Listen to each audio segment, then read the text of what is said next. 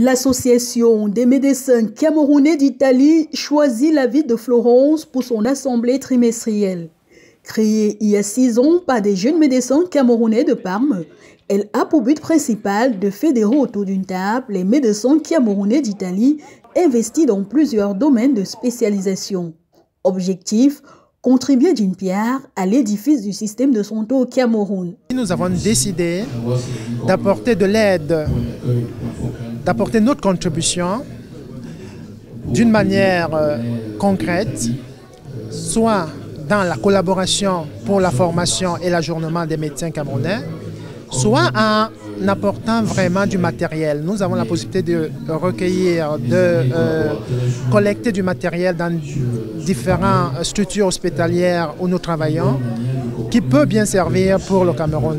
Pour cette rencontre, l'on note une grande mobilisation des médecins camerounais venus des 4 coins d'Italie, tenus sous l'encadrement de l'avocat Ido Borelli, consul honoraire du Cameroun de Florence, avec la participation du Dr Guy Sondion, président de l'Ordre des médecins du Cameroun.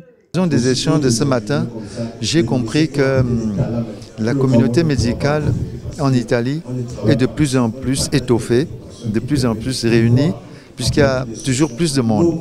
C'est qu'une bonne chose. L'union fait la force, comme vous le savez.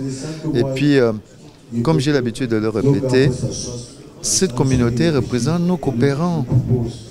Vous, à l'étranger, vous devez capter tout ce qui est bien pour notre pays, pour bâtir notre pays. C'est ça qui m'anime tout simplement, améliorer les conditions de vie de nos populations dans le domaine médical. Selon les récents chiffres officiels du ministère de l'Instruction italien, la communauté estudiantine camerounaise en Italie est chiffrée à près de 3000 âmes et considérée comme la plus importante d'Afrique en nombre et en qualité. La médecine, l'un des secteurs les plus prisés par ces derniers, permet à plusieurs de se voir nommés à divers postes de responsabilité après les études. C'est le cas du docteur Bertrand Tiané, directeur du service de cardiologie pédiatrique de l'hôpital universitaire de Parme. Le service de cardiologie pédiatrique de Parme est un des plus vieux services de cardiologie pédiatrique d'Italie, qui a une longue expérience dans le domaine, une très forte collaboration avec les principaux centres internationaux, en l'occurrence la Mayo Clinic aux États-Unis.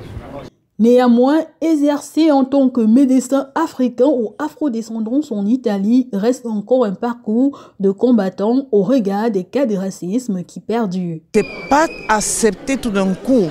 Et le médecin noir se retrouve en train d'être confronté souvent au refus de se faire toucher, de se faire soigner parce que c'est incrédible. Ça n'a pas l'air vrai, voilà, que c'est un médecin de compétences concret qui est de couleur noire et qui peut m'apporter une solution à mes problèmes. En résumé, ces 84 membres de l'association comptent désormais parler d'une seule voix afin de pallier à ces cas flagrants de discrimination.